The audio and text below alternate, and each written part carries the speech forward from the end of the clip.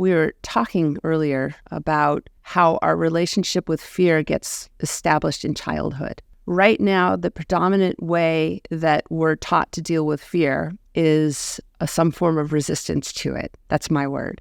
It starts in childhood when little Johnny first says, I'm scared. And dad says, well-meaning, well, there's nothing to be afraid of. Mm-hmm. That assures me that that kid is going to grow up with an anxiety disorder. Because all of a sudden, that kid, it's like, okay, this very real feeling that I'm feeling in my body, I shouldn't be feeling. I'm now embarrassed about it. I actually call that fear shaming. Fear shaming is the reason why we have anxiety disorders, because we start to think that there's something wrong with us, that we have this normal and natural fear that's with us from birth to death, with us all the time. And if we're feeling like there's something wrong with us that we feel fear, which is around all the time, we're going to think that all the time there is something wrong with us. Right.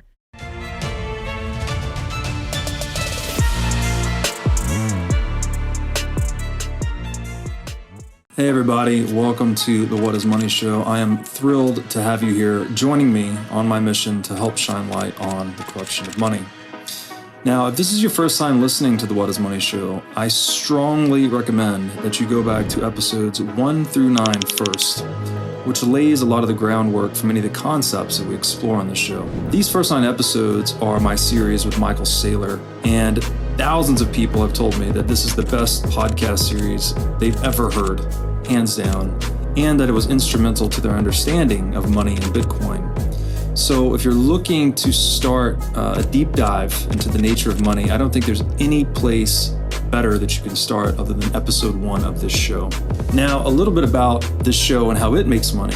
The What is Money Show is 100% sponsor based. So all of our revenues are derived from direct sponsorships. And I strive to be very selective about the sponsors that I work with, specifically only using sponsors that I use personally, and also choosing sponsors that have values which are well aligned to the values expressed on this show, such as freedom, education, self-sovereignty, etc. So what I'm going to do now is a few ad reads right at the top of the show, and then I'll do a few more ad reads in the middle. And I hope you'll take the time to listen to them, as again, these are hand-selected sponsors, and I think you'll like what they have to offer.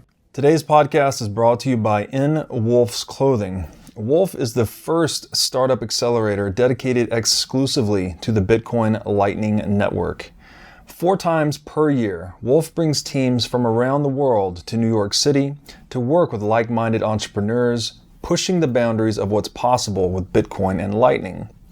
The program is designed to help early-stage companies achieve product-market fit, develop their brand, secure early-stage funding, and grow businesses that help fuel the global adoption of Bitcoin. So go to wolfnyc.com to learn more about the program or apply. Again, that's WolfNYC, WOLFNYC.com. Kristen Ulmer, welcome to the What is Money Show. We are in Oslo for the Oslo Freedom Forum 2023. You're speaking at the event, or what's your affiliation? I'm speaking at the event. I did that yesterday, and I'm also facilitating a 1-hour session on what to do about fear and anxiety that we've never heard about before. And this is your specialty, right? You're a thought leader on fear and anxiety. Yes. Very popular topics in today's modern culture. I have, my job is secure. Yes. Your job is secure because people are insecure. Exactly. Can you tell me about, like, what is that? Are you a therapist? Are you a guru? Like, what does thought leader on fear and anxiety do for people? I have a completely out of the norm training and background that gives me a unique position to reimagine different ways to approach and deal with fear and anxiety than you're going to hear from a psychologist or a self-help guru or a doctor. So what I teach isn't being repeated from something I learned in university, or I'm not kind of passing around the same old information that everybody else is teaching about calming practices, breathing exercises, cognitive behavioral therapy. Like, none of that you're going to hear me talking about. So my background is that I was a professional extreme sports athlete. I was considered the best woman big mountain extreme skier in the world for 12 years. Okay. Now, what does the word extreme mean? It means that the consequences of failure are either injury or death. So I looked like I knew what to do about fear. I was considered fearless. I was also voted by the outdoor industry to be the most fearless woman athlete in North America because I did a lot of other dangerous sports like rock and ice climbing. Wow. You did ice climbing? Yeah. Oh my gosh. I rode paragliding, flying trapeze, kiteboarding. I rode my mountain bike alone across India in the 90s. Like, it did all sorts of crazy things. And so that's what gained me that vote. That was the first part of my training, is just like real world in the dirt experiences with dealing with a tremendous amount of fear, a lot more than the average citizen. Yeah. Wow. Okay. So many amazing things, Laura. You did ice climbing. I watched a documentary on ice climbing. I think it is the most extreme sport in the world, right? In terms of like risk of death or injury. If you're leading, yeah. I was never that great of an ice climber, but I did lead. Yeah. I did, it's called being on the sharp end of the rope. Right. And you're basically, climbing these frozen structures. The visual that's come to mind is a guy with a little axe. These are giant, I guess they're icicles. I don't know what you exactly call these things. And he's just stabbing them in to the ice and then pioneering his way up the mountain. The mountain? Yeah. The ice. So the waterfall, the frozen waterfall. The frozen waterfall, okay. That's an extreme sport. And you said you also biked across India? Yeah, by myself. That was a trip. A mountain bicycle? With panniers. Alone. Across the whole country. I biked from Kathmandu to the border of Pakistan. Wow. How long did that take? 2 months. And people always ask me, where did I sleep? And I would just bike until I was tired and put my foot down, look to the right, and whatever was there, that's where I would sleep. Usually it was a person's house. On the ground? Sometimes, yeah. They would usually figure out a bed for me. I'd give them some money. I'd eat with a family. It was pretty gnarly, though. I was covered in skin lice the whole time. Oh, my gosh. This was before cell phones, so no GPS. I was pretty much lost all the time. It was very intense. Wow. My mother was very worried about me. How old were you at the time? 24. Wow. It's incredible. Yeah. So that's my background, my first part of my background. And then when I retired as an athlete in 2003, the second part of my training was because I was so curious. I had also been on the U.S. ski team for moguls, and I really didn't thrive there. I was so filled with anxiety and nerves, and but then when I was a big mountain extreme skier, I wasn't. So I was very curious about what the difference was between thriving or flailing. Mm-hmm. And so I started studying, and I also wanted to learn what I'd learned, figure out what I'd learned from skiing, except for hedonism and the gratification of my massive ego. Okay. I didn't feel like I'd learned anything from 15 years as a professional athlete. And it just kind of felt stupid. Like, what the hell was that I just did? And what I did is I started studying with a Zen master obsessively for about 15 years. And my curiosity really centered around a Zen approach to fear. And then during that time, I started becoming a mindset sports coach. And I found that if I brokered a conversation between an athlete and their fear, I could find out a lot about what was going on in their unconscious mind. Interesting. So everything that I'm going to share with you about what to do about fear and anxiety is actually not my personal philosophy. It's what I've learned by using a technique called voice dialogue and having these conversations, brokering these between a client and their fear, and listening to what fear says and asks for, which, by the way, is the radical opposite of what everybody else on the planet literally teaches about what to do about fear. Fear's like, oh, hell no, that's not what I want. This is what I want. If you want me to calm down, don't keep doing what you're doing. Do this instead. So that's what I'm sharing with you today. I'm reminded of that quote, when you do what you fear, fear disappears. Is part of this therapy or approach and just going towards what you fear versus trying to go away from it? It's a matter of being willing to feel fear. Now, we can just start diving right off the deep end if you want. I would love that. Okay. Alex Honnold, guy who free soloed El Capitan. Okay, I don't know. He was in a documentary called Free Solo that won okay, I've seen Oscar I have in seen 2019. this. I have seen this. And he did what is unquestionably the most amazing sports feat in the history of the world. I don't think anybody would argue against that. And the scariest thing anybody's ever consciously chosen to do. Right. So he climbed El Capitan in Yosemite without ropes. And he didn't just climb it without ropes. He climbed a very, very difficult route without ropes. I forget what the rating was. It was like 12D or something, which blows my mind. So there's a test that was done to determine whether he had a damaged amygdala or a normally functioning amygdala. And the amygdala is the manufacturing plant for fear. It's the oldest part of the brain. And it's going around that he has a damaged amygdala. But I've talked to him, and he doesn't have a damaged amygdala. He actually said the test was really stupid. It was totally not realistic, and he feels fear like everybody else. So what was the magic of how he managed to accomplish that? Well, he said to me, I have it on video, if I had no fear, then I would have tried to do this the first year I lived in Yosemite, and I would have died for sure. But he took 10 years to build up to it. And the process is twofold. Like, if you want to expand who you are and become the biggest, most magnificent version of yourself, like, listen up, this is the secret. The first one, going back to your quote, is, yes, doing the things that you fear. My version of that is having a willingness to feel fear. Right. So you have your comfort zone. Yeah. Picture a circle. And in your comfort zone, you're still going to feel fear because fear is with us every moment of every day. More on that later. But with Alex, he's willing to feel more fear. So he's willing to step out of his comfort zone. And each time he steps out of his comfort zone, the first year he's in Yosemite, he just kind of pushes himself just a little bit. The optimal number to push yourself is 4%. If you're young and you're talented, and people say, why 4%? Well, because 5's too much, 3's too little.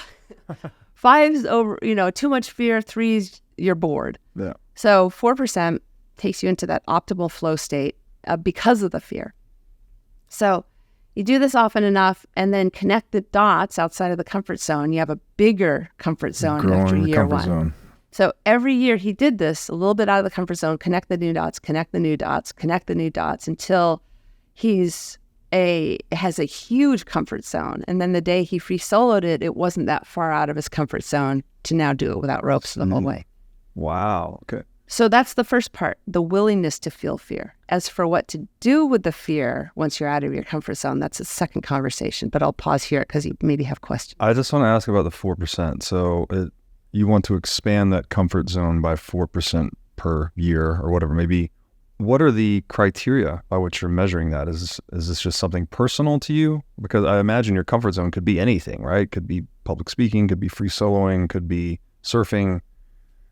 People are scared of lots of things. People are scared to commit and start families. I mean, fear is, you mentioned it's with us everywhere all the time. I guess it applies to basically every dimension of life. So how do we measure the 4%? That's a great question. I should clarify that this comes from Mike Gervais, who's a sports psychologist, and Stephen Kotler, who's an author. Oh, Kotler, but on flow states. Yeah. Yes. Yeah. Okay. I can't remember who came up with it first, but those two are the guys that said 4%. And when they said that, it's like, ding, ding, ding, my mind went, oh, yeah, that's it. And, it's just kind of an intuitive thing. And how it manifests in skiing, for example, is you just ski 4% faster. Right. And on the rule of 72, you're basically doubling every 15 years then. If you're increasing your comfort zone by 4% a year in 15 years, you've doubled it. Well, you're good at math. We like It's the rule of 72. Okay. Yeah. So you just know it when you feel it, because it's where Stephen Kotler says when you're doing something scary or when you're feeling fear, flow comes for free. And I said, no, that's not true. If you know how to deal with the fear, flow comes for free. If you're in resistance to the fear, flow definitely does not come for free. But if you're having, and this is the second part, if you have intimacy with the fear, flow comes for free. Okay. So back to the 4%, if you're taking a risk, and it could be, it's like if you're giving speeches. I gave a speech yesterday. Yeah. And if I gave a speech once to 10,000 people, if that's your first speech, like, oh shit, like that should not be your first speech. Yeah. You know, you want to start small. You want to do Toastmasters. You want to, give a speech to your family. Like, you want to build up to it. Like, you'll know just because the fear is just too much, that you're too far out of your comfort zone.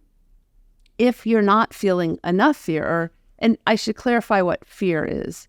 It's not scared or afraid. That's what people usually associate with fear. And fear very rarely manifests as scared or afraid. Mostly it just manifests as any kind of discomfort in our bodies. Okay. And it could even be sadness or anger or upset or, any, even physical pain. Like, this is our fear. So if you're not, for me, it manifests oftentimes as just excitement. Like, it's very rare in my life that I felt scared or afraid, but I have felt very alive and very excited, like with the skiing. So if you're bored, then it's not enough fear. Right. If you're overly stimulated, it's too much. So you'll know the 4% because you'll be like, oh yeah, it's on. It's so funny. I gave a keynote on free markets and flow states in Bitcoin Miami just a couple of months ago, which was in front of there were 15,000 people at the conference. I don't know how many people were in the audience. And I use that diagram where it's like your skill set is on one axis and the challenge is on the other axis. And flow is that diagonal channel, right, between the two. That as the challenge increases, your skills need to increase, and that's how you maintain flow. But if it's too challenging and you're not skillful, you're overwhelmed. And if you're too skillful and it's not challenging, you're bored. Yeah, that came from Carol Dweck's book. I think so. Yeah. You want to challenge yourself. You want to step out of your comfort zone where there exists fear. Right. Okay. So we're back. We just had a little lunch break. Neither one of us had eaten all day, so that was nice. When we left off, you were going to describe to me where fear comes from. Fear comes from the amygdala. We've heard of this part of the brain. It's the oldest part of the brain, 2 almond-shaped nuggets at the top of the spine. And all sensory data is run through this primary filter first. And we're talking 11 million bits of data, incoming data per second. And how the scientists figure that out, I have no idea. And if there's a threat, the amygdala will send a shot of discomfort called fear into our bodies. And while there, it's supposed to flow like water through a hose. And keep in mind, really pay attention to this. There's no thought involved. And it goes into your body. This is proven by science. So nowhere in this process is thinking involved. So then it's supposed to flow like water through a hose and provide for us on-point intuitive physical reaction in the form of fight, flight, or freeze. And then 10 to 90 seconds after the threat is finished, the fear runs its course out of our bodies. And then the associated cortisol and adrenaline is gone probably 15 to 30 minutes later. Gotcha. So here's the thing, though. In today's fast-moving world where more happens in 24 hours than used to happen, 24 hours than used to happen in 24 years, the amygdala is manufacturing fear over time. It's just constant. So even though people are in denial of this and they don't want to believe this, fear is with us every single moment of every single day in every single interaction we have. We don't even need to leave our house and it's there. And it comes from 3 resources. Regular everyday life, school, work, difficult people, crazy neighbors, like you name it. This alone, just regular everyday life, is where all the fear comes from. It's just constantly in our systems. Then there's a second resource, just things that are imposed on us from other people, trauma, abuse, being mugged, people using fear as a weapon. We're at the Freedom Forum right now. That definitely is used a lot. And also because people don't know how to deal with the fear too, it becomes a even worse problem. So that's the second resource of fear, is being more fear than even just everyday life being imposed on us from others. And then the third resource, which is what we've been talking about, is when we decide to take risks. We introduce more fear into our lives. Taking up skiing, having a baby, getting married, anything that's out of our comfort zone that we do to expand who we are. Now, not everybody is a risk taker. Not everybody wants to invite more fear into their lives. But even water slides, going on a roller coaster, this is inviting more fear into our lives. And it's important to do that if we want to expand to our greatest potential. Like, there is no learning and growing without a willingness to feel even more fear. Right. So, conclusion, 3 different resources, a lot of fear. It is with us in a big way. And we like to think that we're all about love, and we are, but we're also all about fear. And until and unless people really recognize that fear is that big of a part of our lives, they're going to just be in denial about the reality of what it means to be a human being. And so part of my job is to educate people about that. It's fascinating. So again, how did you define fear earlier? You said it's just that the amygdala response of the body. So when we're encountering novelty that could potentially be threatening in any way, we have a biological response to it. Exactly. And again, it's really important to note that fear is not just scared or afraid. It's very, very rare that fear manifests as scared or afraid. Right. Here's a big moment. Nobody calls it fear anymore. We're all calling it anxiety, but it's exactly the same thing. Okay. We have all sorts of renames for fear, worry, frustration. Yes. It's for me, it manifests as upset. My fear actually manifests as sadness most of the time. It's very rare that I feel scared or afraid. It also manifests as excitement or aliveness. And any kind of discomfort or elevated levels of energy or even physical discomfort, like, that's your fear. It's in your body. So scared or afraid is not what we're talking about. We're not walking around all scared and afraid 24/7. But what we are, and I actually facilitated somebody 10 minutes after the end of a 10-day Vipassana retreat where all their needs were met. They achieved this perfect blissed out state, meditating in silence for 10 days. And I said, okay, now find a sensation of discomfort in your body. And it was still there because it's always there. It's always there. It's always there. Now I'd like to tell you about our sponsor, iCoin Technology. iCoin has just released a sleek new hardware wallet. It looks like a mini iPhone with a little touch screen and camera on it. The device has no Wi-Fi, no cellular connection, no GPS. It's a strictly physically cold hardware wallet. Like I said, it's got a high-res 3-inch touch screen. It's got a camera for air gapping the wallet. It's got optional Bluetooth compatibility. And it's really a brand new UI, UX experience for a hardware wallet, making it very accessible, easy to use, not intimidating. And as we always talk about on this show, the only way you can truly own your Bitcoin is by having it in self-custody. So you need a device like iCoin Wallet to truly own your Bitcoin. Go to iCointechnology.com today and use promo code Bitcoin23 for 30% off of this new sleek hardware wallet. Now I'd like to tell you about our sponsor, the Gold Investment Letter. The Gold Investment Letter helps sophisticated investors navigate capital markets and maximize their profits in trading gold, silver, and mining stocks. The Gold Investment Letter seeks out the most undervalued companies and identifies special situations in the mining sector, and then provides in-depth analysis on both their financial positions and future prospects. The Gold Investment Letter explores many complex domains such as investor psychology, portfolio management, and macroeconomic trends, all with the goal of making you a better investor. The Gold Investment Letter offers a free version and a paid premium version, and I strongly recommend you at least sign up for the free version because after having read a few of these issues, I can promise you it is a treasure trove of good information. You can sign up for the free newsletter today at goldinvestmentletter.com. When you use the term anxiety, that resonates more with me rather than fear. I mean, I guess fear would be like a stronger version of that, but anxiety does seem to be ever present in the way that, for me, it manifests as frustration. I find myself, even when I'm doing something simple on the computer and it doesn't do exactly what I want it to do, right? I click the thing that I thought would open the thing and it doesn't open. This guy in my mind is like, fuck this, getting frustrated. And I find that to be these little micro anxieties throughout my experience all the time.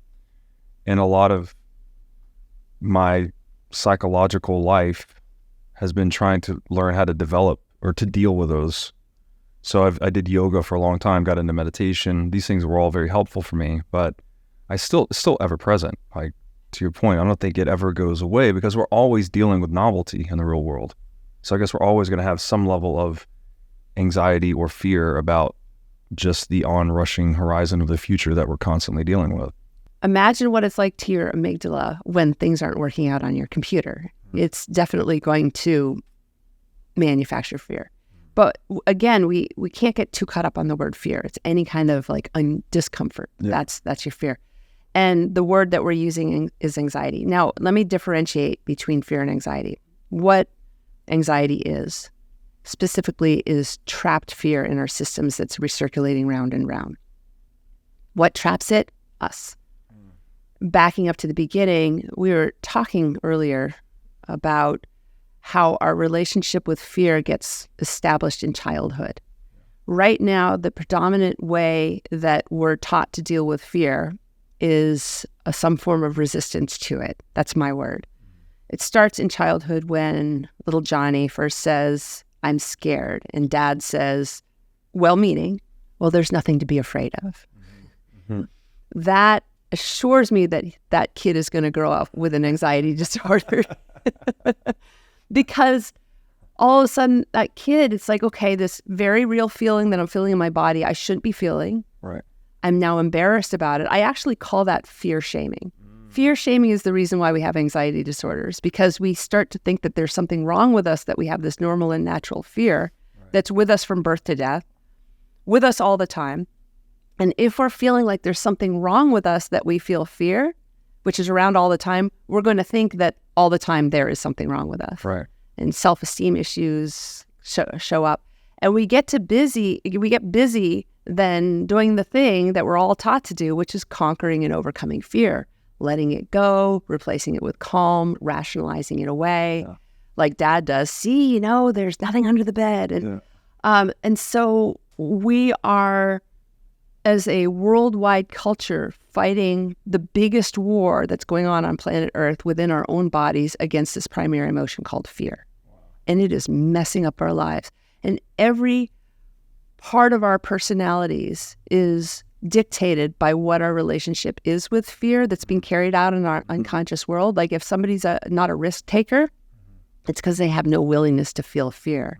If somebody has an anxiety disorder, it's because that flow of fear, they've figured out techniques to kink the hose, and then the fear just gets stuck in their system, circulating round and round, and that's called anxiety, which is fear that's stuck in our system when there's seemingly no more threat. Wow. What can we tell our kids if it's not, there's nothing to be afraid of? What is the proper guidance to give children in cultivating their relationship to fear? I ask as a self-interested father, I want to know how to answer that question to my daughter. So I had a client who brought his son and daughter to the water park, and they were both 9 and 10. And the daughter jumped right on the water slide, and the biggest one. And seemingly she looks like she's fearless. Nobody's fearless. What's actually happening is she enjoys feeling fear. That's what's going on with her. And then meanwhile, his son is like, Dad said, "Do you want to go on the water slide?" "No, it's scary." And then what does dad say? Oh, no, it's not scary. They designed it to be very safe. See, your sister just went and she's fine. So he's trying to rationalize away the fear. Look, grandma just went down the water slide. So it's shaming the kid, like, you shouldn't be feeling this. But the thing is, the water slide is designed to be scary. Right. That's what makes it so fun. So it's not true. The water slide should involve fear. So instead of saying there's nothing to be afraid of, I'm going to hold your hand, we got this, what that father can say instead is exactly what I just said. Well, yes, it's scary, isn't it? Are you in the mood for fear right now? Which is a question I ask myself every day.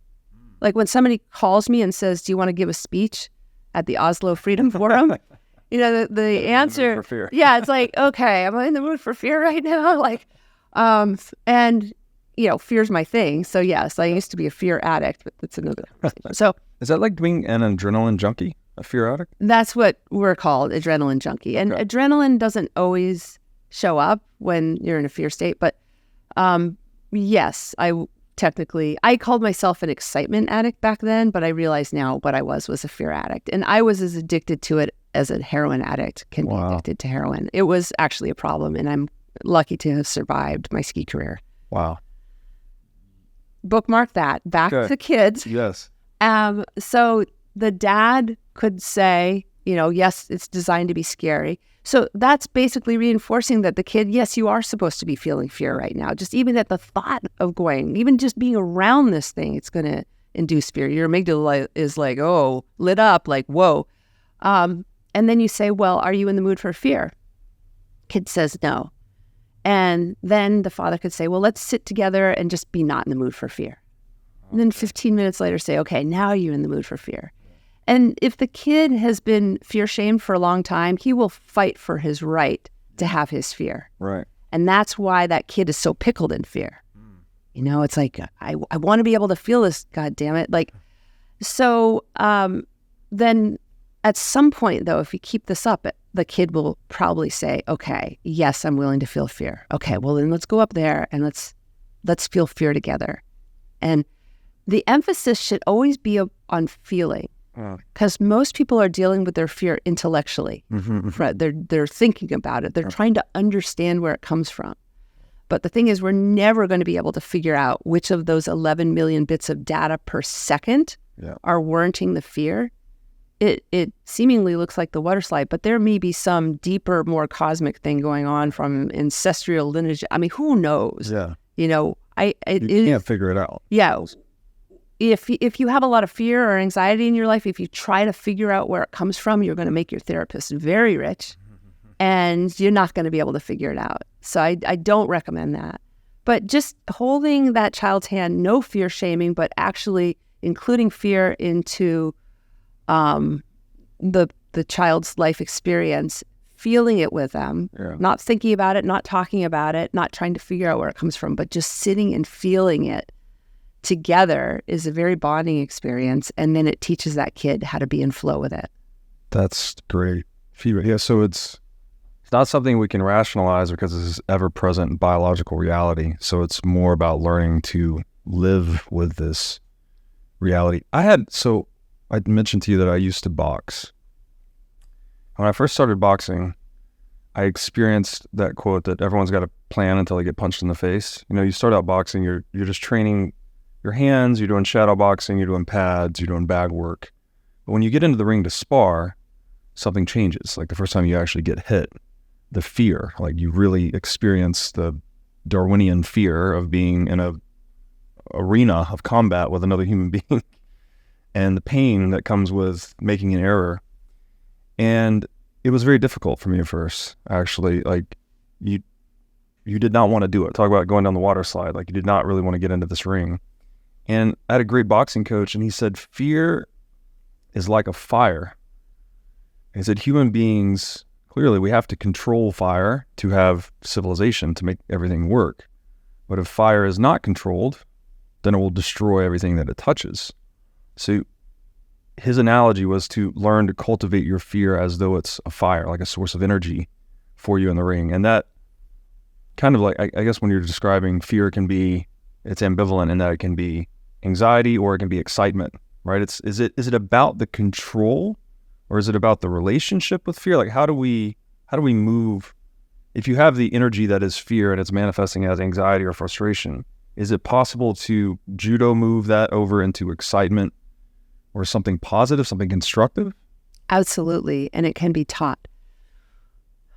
Bruce Lee said, the less effort, the faster and more powerful I will be. It takes a lot of effort to control fear. I liked everything you said except for the control part. Because you can't control, I mean, you can control a forest fire, but part of the problems with forest fires in our world is that we've tried to control them. True. Right? True. So if we just let them do their thing, and it's the same with fear. Fear does not want to be controlled. I love to personify fear. Okay. It's like a person that lives in our bodies. And has anybody ever liked to be controlled ever in the history of the world? No, they rebel and they fight back. And you give them magical powers and they will run your life if you try to control fear. Now, that's saying a big thing because that contradicts everything we're taught to do about fear in our culture. There are books that are bestsellers about emotional intelligence that teach that emotional intelligence is our ability to understand our fear, which puts us in our head, trying to deal with our emotions intellectually. Right. And control our fear or manage our fear might be the word, which is another way of saying control. And that version of emotional intelligence right there is the reason why we have such severe anxiety disorders and other emotional issues in our culture, because you can't understand fear. Can you ever understand another person? A little bit, but not really. And you can't understand which of those 11 million bits of data per second are showing up for you in the boxing ring. Right. And controlling it, you may as well be trying to control the universe. Sure. Right. How can you control your amygdala, and why would you want to? What is the right verb? Is it like harness? Is it what? Because it seems like there's this energy there, right? We need to do something with it. Maybe not control. That's too top-down dominion over that person you said that lives inside us. That is fear. Are we channeling it differently? Are we harnessing? Like, how do we constructively use this energy versus letting it harm us or hurt us? Back to the Bruce Lee quote: "The less effort, the faster and more powerful you will be." A lot of effort to understand and control another person, aka fear. A lot less energy is just let it do its thing. And my version of that, and this is where we're back to Alex Honnold, and we're back to the secret behind big mountain professional extreme skiers like I used to be, and the secret to people that do incredible, huge things with their lives, yet can still sleep at night. The word is intimacy. If you have intimacy with your fear, that's step 2 for Alex. A willingness to feel fear is step 1. Intimacy with the fear when he's out of his comfort zone. That's where the magic lies. Not conquering, not overcoming, not fighting this mighty battle against fear that you're never going to win. You might win a few battles, but you're not going to win the war. Right. But having intimacy with it and merging with it, and next thing you know, that fear just helps your performance be magnificent. Wow. So more of a dance or a dialogue or something, not control, dominion. It's another person, right? You're having a conversation with the fear, perhaps. I run mindset-only ski camps called the Art of Fear ski camps. And most people, well, not most people, but a lot of people come to my camps because they're like, I've got to get rid of this fear when I ski. And I'm like, oh, look again. And on day 2 of a 3-day camp, I facilitate, because I'm a facilitator. I don't lecture about this stuff so much as I show people. And I take them into different states of consciousness and experience different realities in my camp first regarding fear. And so when people ski, they are in resistance to fear. And that's what puts them in the back seat. They're leaning back. It's like they're not embracing gravity. They're not embracing the speed, the experience. And ski instructors spend their whole lives trying to get people forward and embracing the gravity and it's because, and actually I will say this is kind of a big point. The awful feeling we associate with fear, listen up, this is huge, isn't fear. The awful feeling we associate with fear is our resistance to feeling the fear. That's what feels so awful. Okay. And if somebody has an anxiety disorder, that's what it is. They're in resistance to their fear. Like anxiety equals fear times resistance. Gotcha. And resistance is specifically taught. You can't lower the number, if it's a mathematical equation, you can't lower the number of fear. The only thing you can lower is the resistance. And fear times 0 equals 0 anxiety. So now I've lost track of where I was. Ski camp. Yeah. So I will facilitate people into, I call them voices, the voice of resistance to fear. And I won't let them ski that way because it's dangerous. They could get hurt. And then I juxtapose that with the voice of doing a dance. I love that you came up with that because that's what I do. I facilitate them in doing a dance with fear down the mountain. And I have seen their number, not mine, people's skiing improve in one run by 40%. Wow. Just by making that shift.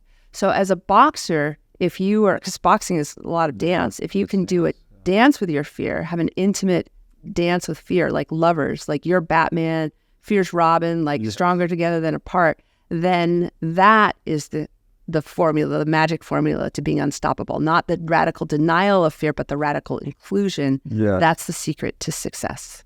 That's so beautifully said. It manifested for me as more head movement, actually. So it was actually physically more dancing in the ring is what prevented me from getting hit so much. I was like too still, so I was always very easy target. And then as you learn to actually loosen up, when you first get in the ring, you're very stiff and worried about getting punched. As you actually loosen up and let your head move around, you don't get hit as much. So it literally improves your boxing game by dancing more with the fear and with your opponent at the same time. Yeah, there it is. The less effort, the faster and more powerful. Yeah. A lot of effort to radically deny fear. You become a really rigid person to block out your fear. And we see this in ski racers a lot. They get to be 30 years old and they start having injury after injury after injury. And we think, well, they're getting old, they're getting tired. No, what happens is they have become such a rigid person to block out their fear, to do what they do, and you can get away with that for maybe 10 years tops, and then things start to go south in your life. And to the point where if somebody has a problem in their life, and I mean any problem, ongoing injuries, lower back pain, emotional issues, PTSD, fighting with your spouse. Gut issues, absolutely. The resistance to fear, not fear, but the resistance to fear either has something or everything to do with it. So not only does your relationship with fear determine your personality, but your relationship with fear determines your health on so many different levels, which is why I always say your relationship with fear is the most important relationship of your life because it pretty much determines everything about who you are and how high functioning you are as a human being. Are there specific techniques that people can adopt to lower their resistance and just get more accustomed to feeling the fear? Yes. Well, you don't want to resist the resistance because resistance, see that as a person that lives in your body too. Okay. You don't want to switch the war against fear to now the war against resistance. Okay. What is that going to accomplish? So you want to honor your resistance. And that is actually the hardest thing to teach because people often don't know what I mean by resistance. Yeah, I'm struggling. Like I hear you, and I'm trying to actually think inside myself, how do I lower my resistance and feel the fear more? Because I think I've probably been trying to manage it, not feel it throughout most of my life. Most people do because of fear shaming. That's what we're taught to do.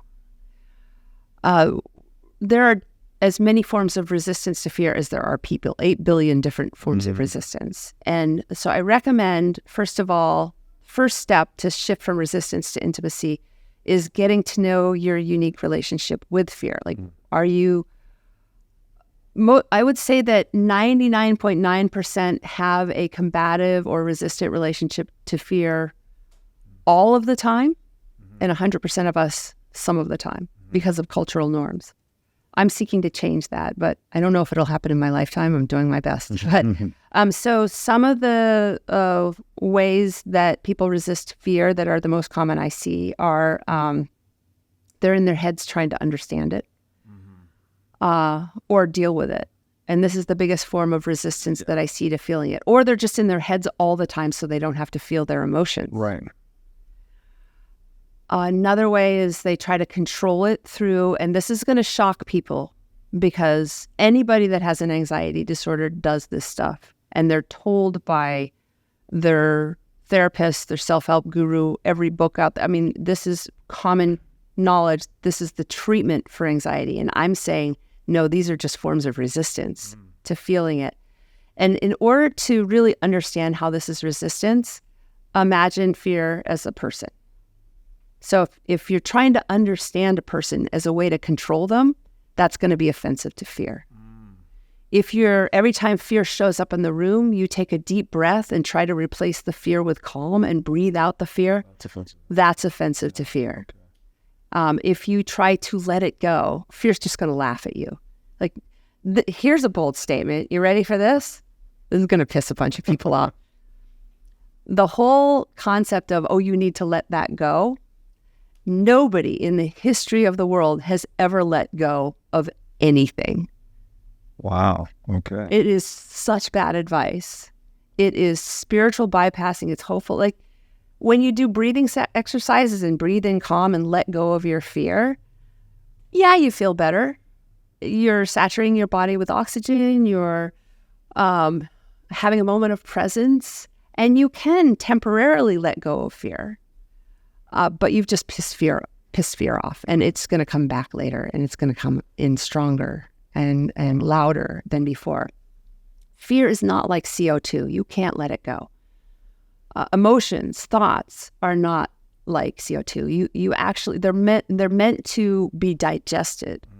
And if you're having fearful thoughts, then that means that what has gone wrong is that flow of fear through our bodies that are thought-free. You've kinked the hose. And now that fear is showing up in this exaggerated, recirculating version of itself in the form of an anxiety disorder, or it's flooding into our thoughts now and showing up as fearful thoughts or insomnia. Like if you're not in flow with it during the day, it'll wake you up in the middle of the night trying to get your attention saying, hey, stop frickin' ignoring me, asshole. Okay? Or it'll finally explode out the cracks in the form of a panic attack, all because we've kinked the hose. So all of these things that we do are offensive to fear. If we drink alcohol, take drugs, people fighting a war against fear, trying to control it, a lot of them eventually give up and just resort to smoking pot or anti-anxiety, anti-depression medication, or sleep meds. These are all ways to medicate fear away. Right. That's you're medicating your aliveness by doing that. You're like losing the resource that is fear. So there's definitely consequences. Like all these things that we do, everyone's so different. My brand of, because during my ski career, I had a paradox going on. I both was having a mad, passionate love affair with fear, but I also ignored it. And so ignoring fear, I don't let it get the better of me. Yeah. Whenever I meet somebody that says, well, I don't have any fear, I'm like, right. How you sleeping at night? How you getting along with your kids? So any kind of offensive language or any kind of offensive behaviors in relationship to fear is that's the resistance. Okay, I have two questions. Okay, so one is, if fear is this person, we have to have this relationship with them. First part of the question, is love then the proper, you're saying intimacy, maybe that's another word for love here, to love our fear, to be intimate with our fear. Is that the proper orientation towards fear, is love? And then let me answer that. Yes, please. It's hard to love something that you've been at war with for a long time. Okay. And you're like, okay, no, he's the problem. I'm not the problem. If he would just go away, then I could live the life I want to live. This is like love thy enemy. Yeah. So what is the proper recourse in a situation like that where you have this person that lives in your body, or let's call it a roommate that's with you all the time? How do you turn that relationship around? You can't just jump right to love. Right. You have to go through the steps. Start with acceptance. Like, all right, this guy is not going away. It's normal and natural for it to be here. There's nothing wrong with me that I feel this, which turns around fear shaming. Like that can change people's lives. And the second, so like resistance is level 1, acceptance is level 2. It's like you got to do step by step. And people are resisting because they think they're abnormal, right? I shouldn't be feeling this fear. But Yes. just the realization that it's completely universal, ubiquitous, and normal can help you lower your resistance to that. Absolutely. Yeah. Yeah, just that is shocking to some people to even realize. Mm-hmm. Level 2 is acceptance, normal and natural. But notice we're still in our heads understanding something about fear. We're not in the business of feeling it yet. Right. So level 3 is where we start to feel it. And I also recommend somewhere in there apologizing to fear. Like, hey, I am so sorry. Some other forms of resistance are being obsessively neat and clean as a way to control. You can't control fear, so you control your environment, so you have less fear. It's OCD kind of thing. A friend like that. Yeah. Shopping, exercise. I have tons of friends that are addicted to exercise. I am probably addicted to exercise. But it's fine. We will have to go shopping. We got to clean the house. We got to exercise. But if it's excessive, then you might look into that. That may be your way of resisting feeling fear. Interesting. Yeah. I feel like for me, I like the pain. I don't know. It's like a quick gateway into meditation for me. I go and induce physical pain in my body. Pain, obviously I'm not hurting myself, I'm not injuring myself, but I'm trying to push myself to the edge of failure in the gym, right? In performance, high intensity interval performance and all that. And that gets me out of my head completely and just totally into the body. And that's meditative for me. Do you have intimacy with the pain when you're feeling it? I love it. Yeah. I really love it. And I want to visit her every day. Yeah. Yeah. And right there you get BDSM. Okay. But it's like that with anything that's uncomfortable. Like we look at our spiritual practices in the world, sweat lodges. Right. Hot. But you go in there. Yeah, exactly. If you can have intimacy with the heat, then it's a spiritual experience. If you have intimacy with the cold, it's a spiritual experience. That's what's going on there. If you can have intimacy with the pain, also spiritual experience. People that get addicted to getting tattoos know this. Right. But it's only because of the intimacy. If you're in resistance to the pain, resistance to the cold, resistance to the tattoo, then that's not going to be a spiritual experience. It's going to be a lot of suffering. And it's the same with fear. Right. It's the same with shame and guilt and anger and any form of discomfort, frustration, if you can have intimacy with it. And this is actually the perfect segue. I know we're bouncing around a little bit with a few incomplete conversations. It's all right. All right. But if you can have, so Dogen Zenji lived about 900 years ago, very famous Zen master. His quote was, enlightenment is intimacy with all things. Enlightenment is intimacy with all things. Mm-hmm. Nobody uses the word enlightenment anymore. It's a cheesy word. Our new word that we've replaced it with is flow. So let's modify the quote. Flow is intimacy with all things. And if you can have intimacy with all things internal, especially it's okay. Intimacy with love, joy, gratitude, great. But if you can learn how to have intimacy with the pain, the suffering, the fear, the anger, the sadness, that's Zen. That's a flow state. That's what flow is. That's the literal definition of flow. And then you can also have intimacy with all things external, the gardening. Right. You don't need fear to get into a flow state. The skiing, the boxing, the podcast, the whatever it is, the speech that you're giving, the dance you're doing with your lover, whatever. If you can have intimacy with that, that's where the flow state comes from. That's the key word. Flow. Is intimacy, actually. Intimacy.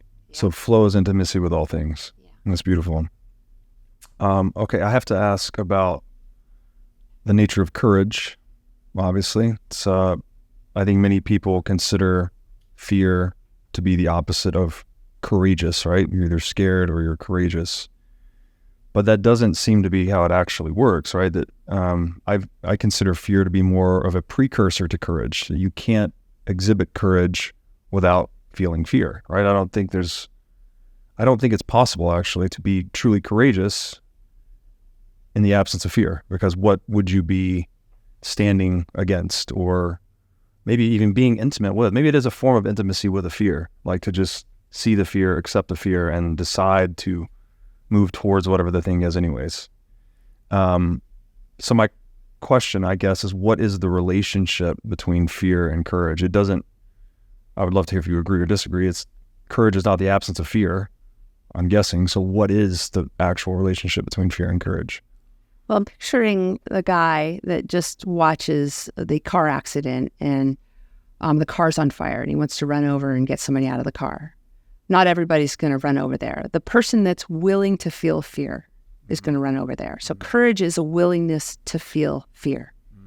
What then happens is the fear is the thing that helps him do the incredible thing. And maybe the door's stuck and all of a sudden he has human strength. Yeah. The fear is the thing that gives him the superhuman strength. We have to really give credit to fear for what fear can offer us in those moments, if you're willing to feel it and if you have intimacy with it. And then that experience, it sounds like somebody that would do that would have a reasonably healthy relationship with fear. So afterwards, I wouldn't expect there to be PTSD. More than likely, it would be one of the greatest experiences of his life, right, because of the fear. So courage is stepping towards fear. A willingness to feel fear. A willingness to feel fear. Okay. Now I'd like to tell you about our sponsor, Wasabi Wallet. With Wasabi Wallet, you can receive, send, and store Bitcoin privately. In Wasabi Wallet, your transaction history and wallet balance are completely hidden. Wasabi Wallet is easy to use. All of its privacy features are built in by default, and it works with any amount of Bitcoin. Wasabi users can make CoinJoin transactions together with BTC Pay server users or Trezor Suite users. For BTC Pay server users, they can make payments directly inside of a CoinJoin, and for Trezor Suite users, you can make CoinJoins directly on a hardware wallet. These features result in fee savings and security improvements for both sets of users. So go to wasabiwallet.io today to download the state-of-the-art Bitcoin privacy wallet. Now I'd like to tell you about our sponsor, Casa. Casa makes it simple to buy and secure your Bitcoin without wondering whether you're doing it right. Specifically, Casa provides a multi-key custody solution, which is by far the most secure way to custody your Bitcoin. Now, when I talk about Bitcoin being theft-proof money or inviolable private property, a multi-key custody model is exactly what I am talking about. Using multiple keys lets you maintain full control of your Bitcoin while also giving you redundancy in case you lose one of the keys. It's also the best way to secure your Bitcoin for inheritance planning purposes. So go to keys.casa, that's C-A-S-A, today to sign up and use discount code BREEDLOVE. I want to go back to your addiction to fear. You said you had a paradoxical relationship during your ski career, that you are having I think a mad love affair with fear, but also ignoring fear at the same time. Can you just share what that journey was and what your revelations ultimately were? I mean, having gone through, sounds like maybe a dysfunctional relationship that became functional. What did you learn on that journey, and did you resolve the paradox for yourself? It wasn't until I was done with my ski career that I resolved the paradox. But let me tell you a story during my ski career. I was a film skier. I jumped off cliffs and skied. You fall, you die descents for the cameras. And the A-listers, that's what we do. We film. And people that want to make it as professional big mountain, we don't call it extreme anymore, we call it big mountain skiers, would compete in these competitions called free skiing competitions, I think they're called these days. And the first one that was ever run, I was invited to, because I was the best in the world. And they're like, well, we got to get Kristen there. And they made it, and I really didn't want to go because I had already established myself. And if I went and didn't win, like that would be really bad for my career. And I didn't like being in the gate. I'd been on the U.S. ski team. I hated it. So, but they made it impossible for me to turn it down. So I went, had a lot of fear, of course, fear of failure. And I got there. It's a 3-day competition. There are about I want to say 140 competitors. And each day they eliminated more and more until it was the last day. And it was the best of 2 runs. They take your best score from 2 runs. My first run, I played it safe. I didn't go out of my comfort zone. I skied well, but I wasn't winning. And in fact, the girl who was beating me was this woman that was really mean, awful, definitely not a better skier than me. And I was pretty upset about that. I had about 2 hours to think about it between runs. And I went through all the emotions that you can imagine. I had imposter syndrome, like maybe I'm not as good as I think I am. I was angry at myself. I was upset that she was ahead of me. I was embarrassed about myself. I had a lot of fear, like there was so much at stake here, my reputation, everything. And in those 2 hours, what would normally people do? They would try to say, no, I got this. And they try to push those feelings aside and try to replace it with positivity. I do not recommend that. That's not flow. That's the opposite of flow. That's spiritual bypassing. It works, but not without consequences. So bottling it up. Yeah. Letting it flow. Yeah. Yeah. They're the opposite. And I didn't know any of the stuff that I teach now back then, but this is the time that I got it right. I was in flow with all of that. The fear and the anger, anger is fast burning hot fuel that rights a wrong. And I'm like, I'm going to find a line that's just going to wow the judges. And I found this 70-foot cliff, Powder Magazine called it, thanks guys. It was really only about 35 feet. And mind you, this is into hard packed landings on skinny skis in the 90s. So anyway, I'm like, okay, I'm going to jump off this massive cliff and ski this narrow chute. And anyway, that was my plan. And fear helped me and anger helped me come up with that plan. And by the time I got into the gate, thanks to all of these different resources, I call them motivators, intuitive energies, all of a sudden I'm in the gate, and drop by drop by drop in the last 2 hours with all this quote negativity, I had become a mighty river, and I pushed off, and I was already in that flow state. I landed the cliff solid. And not only did I win for the women, but I took 4th overall for the men. Wow. Yeah, which was totally badass. And that other girl took 73rd overall. Wow. And she took 2nd place for the women. So, I mean, my reign of terror was just solidified in that competition. Like, okay, she is the best, Wow. no question. And all because of fear, anger, frustration, imposter syndrome. That's what took me there. That is amazing. Sounds like quite the judo move. Yeah. And I felt addicted to skiing, but what I was addicted to was the places that fear took me. It was the fear that I was addicted to.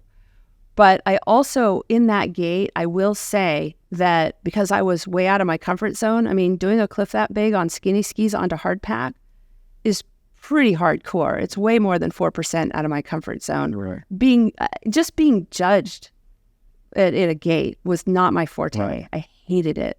So I also ignored fear and became very stoic in the gate in order to pull that off. But I didn't back then deal with my fear later after the event, which is really important to do. I didn't know to do that. And so over time, after about 10 years, I started to burn out on skiing. I had watched some friends die and get seriously injured. I had 50 near-death experiences, and I wasn't completely in flow with my fear all the time, so I developed PTSD. I had a totally crashed adrenal system. After my ski career, I had to sleep for 10 years to recover from it.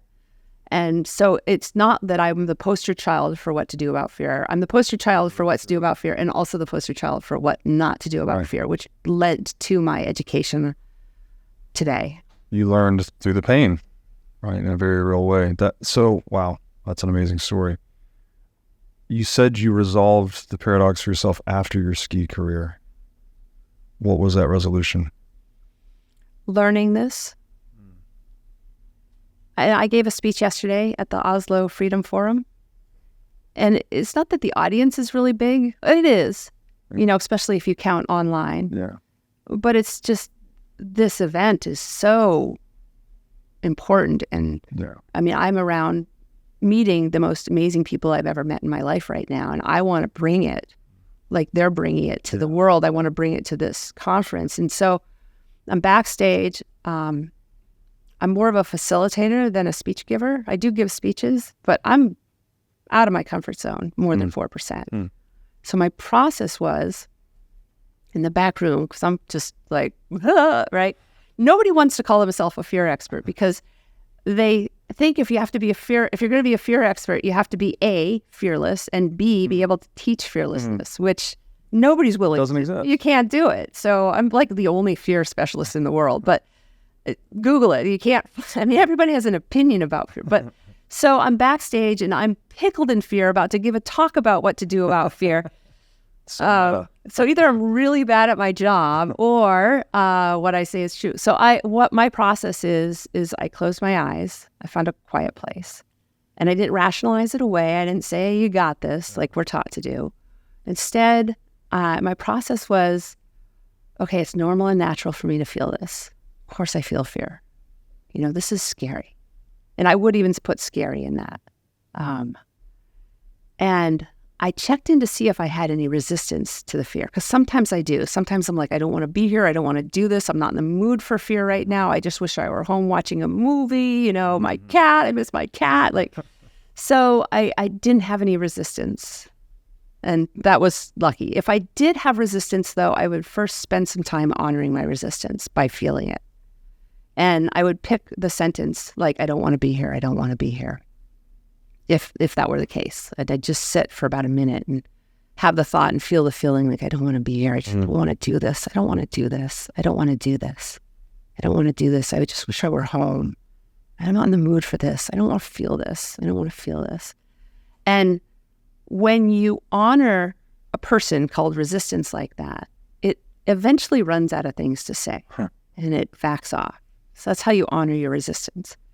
And I didn't have to do that yesterday because I've gotten really good at, like resistance and I have a handshake agreement, you know.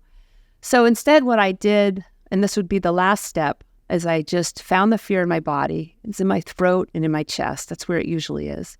For some people, if they've been kicking the hose for a while, it's in their heads, in the form of thoughts. So you can do that with your thoughts as well, but it's in my throat and my chest. And I just put my hand on my throat and chest. And I just felt it. And I just connected with it. And when you feel something, there's no thought. That's the secret to great skiing too. Like if I'm standing at the top of a mountain and it might avalanche, and if I fall, I die, it's really steep. You know, if you're in your head thinking about your fear, that's not the right place from which to perform, and it's a high center of gravity. But if you're in your body feeling your fear, you're going to perform from your body. And fear and intuition are very closely tied. Right. If you're not tapping into your fear, you have lost touch with your intuition. Right.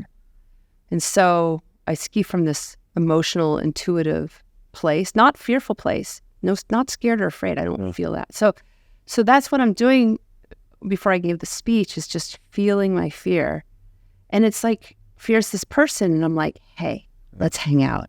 Let's do a dance. I want to feel you. I want to give you a hug.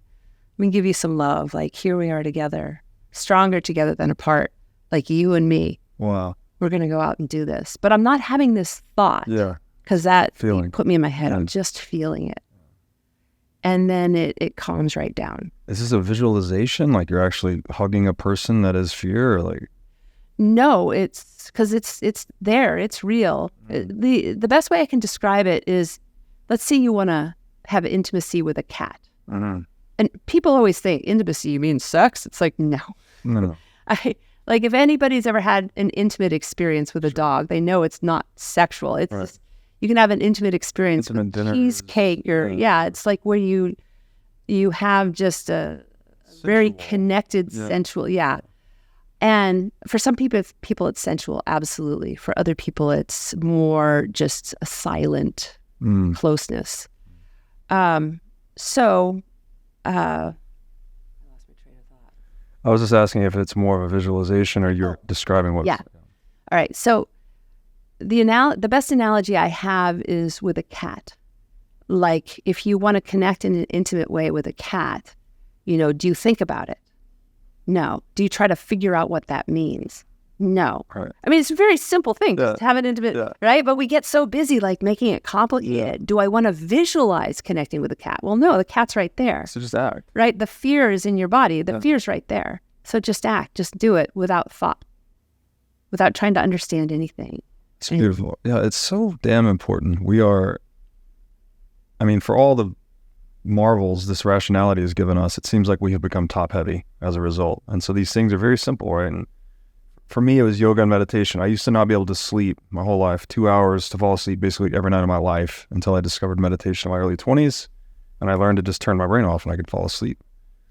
And I got there by feeling rather than thinking. So to diffuse the thinking, you have to get into the feeling. And it sounds like that's what you're describing here in establishing and cultivating the relationship with fear. It's a feeling relationship, not a thinking relationship. Even though obviously this conversation is helpful for framing your future relationship with fear. We're doing it rationally, but the punchline or where the rubber meets the road is a feeling. It's an act. It's not a cognitive behavior, I guess. Yoga and meditation, it's worth mentioning, if it's done in its Eastern form, yes, without goals, just as a way to connect to your body or what is great. Yeah. Because what is, there's fear. And you can connect with it. Right. Unfortunately, yoga and meditation in the Western world has been starting to be used as westernized goal-oriented meditation of imagining being in a field of poppies somewhere, calm, no fear, that kind of thing just becomes spiritual bypassing. And we make fun of this on sitcoms. Yeah. Serenity Now, or Stuart Smalley saying, gosh darn it, everybody loves me.